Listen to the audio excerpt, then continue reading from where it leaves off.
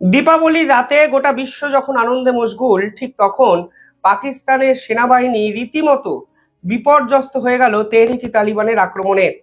এ কোনো সাধারণ হামলা নয়।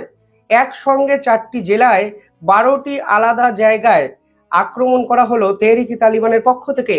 কোথাও টার্গেট করা হলো মিলিটারি বেস ক্যাম্প, কোথাও টার্গেট করা হলো পাকিস্তানের কোনো গভর্নমেন্ট ইনফ্রাস্ট্রাকচার, কোথাও বা একের পর এক মিলিটারি কনভয় গাড়ি লন্ডভন্ড হয়ে গেল তেহরিক তালিবানের এই আক্রমণে। তালিবানের মারফতে যে সূত্র আমাদের সামনে খবর প্রেজেন্ট করেছে, সেখানে বলা হচ্ছে টোটাল এক রাতে এই হামলায় মৃতের সংখ্যা 100।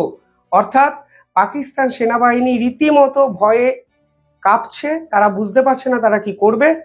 কিছুদিন আগেও আফগানিস্তানের যুদ্ধে যে পরিস্থিতি তাদের হয়েছিল, তা সামলাতে না সামলাতেই দুদিনের মধ্যে তেহরিক তালিবানের এই হামলা আলটিমেটলি পাকিস্তান সেনাবাহিনীর দৈন্যতা আন্তর্জাতিক স্তরে ফের একবার কিন্তু প্রতিষ্ঠিত করে ফেললো।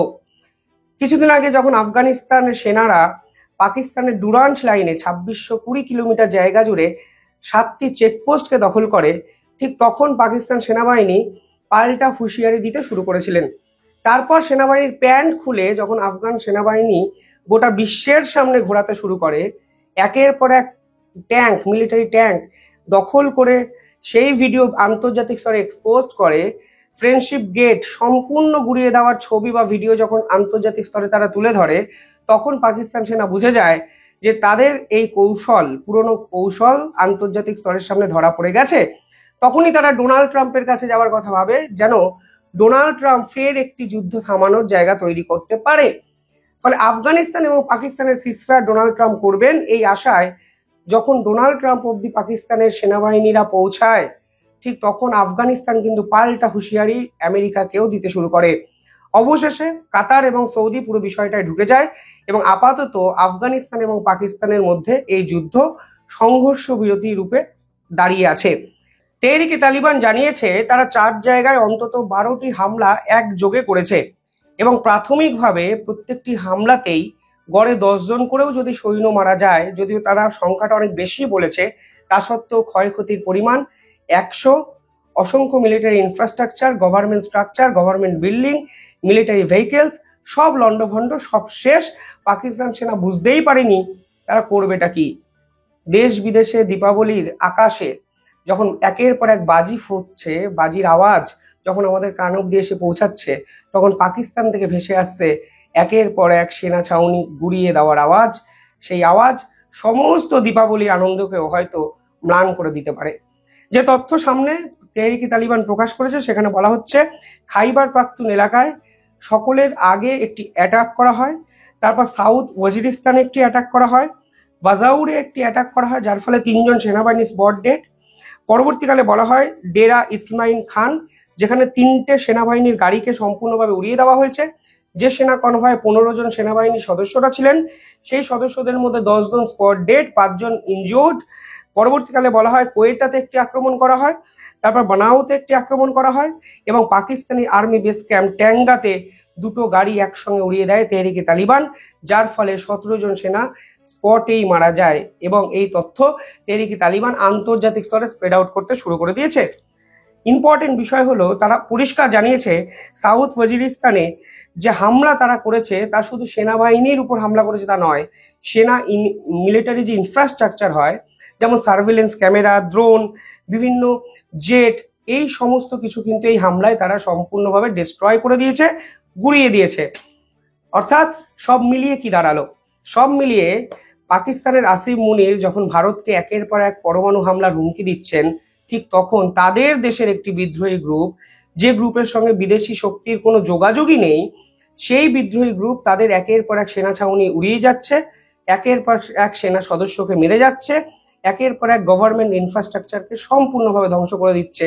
এমনকি এই বিদ্রোহী গ্রুপের পিছনে আফগানিস্তান আছে শুধুমাত্র এই ধারণা করেই পাকিস্তানের আহম্মক সেনাপ্রধান আফগানিস্তানের সঙ্গেও যুদ্ধে জড়িয়ে পড়েছিলেন, যে যুদ্ধ থামানোর জন্য কখনো ট্রাম্প, কাতার কিংবা সৌদি অব্দিও তাকে ছোটাছুটি করতে হয়েছে।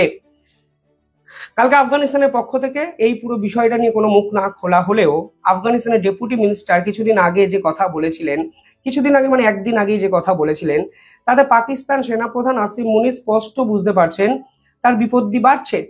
সরাসরি পাকিস্তান সেনাবাহিনীকে হুঁশিয়ারি দিয়ে বলেছিলেন যে পাকিস্তান সেনাবাহিনীর কর্তাদের এমন অবস্থা আফগানিস্তানের সেনারা এবার করবে যে তাদেরকে ভারত বর্ডার অব্দি পালিয়ে যেতে হবে, এবং ভারত বর্ডার অব্দি পুশ করার যে প্রবণতা আফগানিস্তান সেনাবাহিনী দেখাতে শুরু করলো বা করবে, তাতে কিন্তু পাকিস্তানের সত্যি রাতের ঘুম উঠতে বাধ্য। মানে তারা ভারত বর্ডার অব্দি আফগানিস্তানের সেনাবাহিনী মারফত চলে আসতে পারে, এই সম্ভাবনা কেন তৈরি হচ্ছে? এটাও তো একটা বড় প্রশ্ন। দেখুন, সম্ভাবনা এজন্যই তৈরি হচ্ছে কারণ আজকে তেহরিকি তালিবানের মতো একটি বিদ্রোহী গ্রুপ 1 ঘন্টার একটি আক্রমণে 12টি জায়গা উড়িয়ে দিতে পারে। কালকে বালুচিস্তান লিবারেশন আর্মি শুনবেন আরো 100 জন সেনাবাহিনীকে খতম করে দিয়েছে। তারপরে শুনবেন আফগানিস্তানের সেনাবাহিনী ডুরান্ট লাইনে পাকিস্তানের মিলিটারি বেস শেষ করে দিয়েছে। ফলে পাকিস্তান সেনাদের তো কোথাও না কোথাও যেতে হবে। তারা কোথায় যাবে? তাদের পশ্চিমে আফগানিস্তান, বেছে বেছে বেছে বেছে তাদেরকে মারছে।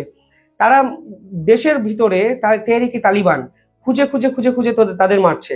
তাদের অন্য একটি প্রান্তে বালুচিস্তান লিবারেশন আর্মি সেনাবাহিনী দেখা সত্ত্বে মানে দেখলেই তাদেরকে উড়িয়ে দিচ্ছে। এবং দেশের অভ্যন্তরীণ সিন্ধ প্রদেশে বিক্ষোভ কিংবা কখনো পিওকেতে আন্দোলন, এর পাশাপাশি তেহরিকি লাইবাক, যারা মনে করছে পাকিস্তান সেনা প্রধান এবং সেনা কর্তারা অ্যান্টি ইসলামিক, ইসলামের সঙ্গে গাদ্দারি করেছে, বেইজ্জত করেছে ইসলামকে, কারণ ডোনাল্ড ট্রাম্পের সঙ্গে হাত মিলিয়েছে। ফলে দেশের ভিতরের কোন দল এবং বাইরের যে বিপর্যস্ত চেহারা, এই পুরো বিষয়টা যদি সামারাইজড করেন আপনারা নিজেরাও বুঝবেন পাকিস্তান সেনাবাহিনী আলটিমেটলি ইতিহাসের সবচেয়ে বিপজ্জনক জায়গায় দাঁড়িয়ে আছে, যে জায়গা থেকে উত্তরণের আশা এই মুহূর্তে আসিম মুনিরাও করছেন না, এবং করছেন না বলেই তারা কথায় কথায় ভারতকে পারমাণবিক হামলার হুমকি দিচ্ছেন, পরমাণু হামলার হুঁশিয়ারি দিচ্ছেন, কারণ তাদের মাথার উপরে ডোনাল্ড ট্রাম্পের একটি হাত আছে, যে হাতটি সরে যাওয়া মানে সব শেষ। ডোনাল্ড ট্রাম্প ব্যবসা বোঝেন, টাকা বোঝেন, রেয়ার আর্থ মিনারেলস এর গল্প দিয়ে দিয়েছে পাকিস্তান। ডোনাল্ড ট্রাম্প নাচতে নাচতে চলে এসছে পাকিস্তানে, এবং এখন পাকিস্তানকে পিছন থেকে শিল্ড দেওয়ার চেষ্টা করছেন, যা আলটিমেটলি আন্তর্জাতিক স্তরে ডোনাল্ড ট্রাম্পের যে অবস্থা, আলটিমেটলি কিন্তু পুরো বিষয়টা ম্যাচিওর করবেই না। কারণ অলরেডি আমেরিকাও এই মুহূর্তে সরকারের সব থেকে খারাপ একটা সময় কাটাচ্ছেন। ডোনাল্ড ট্রাম্প বিরোধী আন্দোলন কিন্তু সর্বোচ্চ জায়গায় পৌঁছচ্ছে। তার মধ্যেই দীপাবলিতে এই খবর, যেখানে তেহরিকি তালিবান বেছে বেছে পাকিস্তান সেনাবাহিনীকে মারলো, 100 জন মৃতের সংখ্যা, 4টি জেলায় 12টি আলাদা জায়গায় আক্রমণ তেহরিকি তালিবানের পক্ষ থেকে করা হলো। যাই হোক, কমেন্টে জানাবেন আপনারা কিভাবে দেখছেন পুরো বিষয়টি। ধন্যবাদ।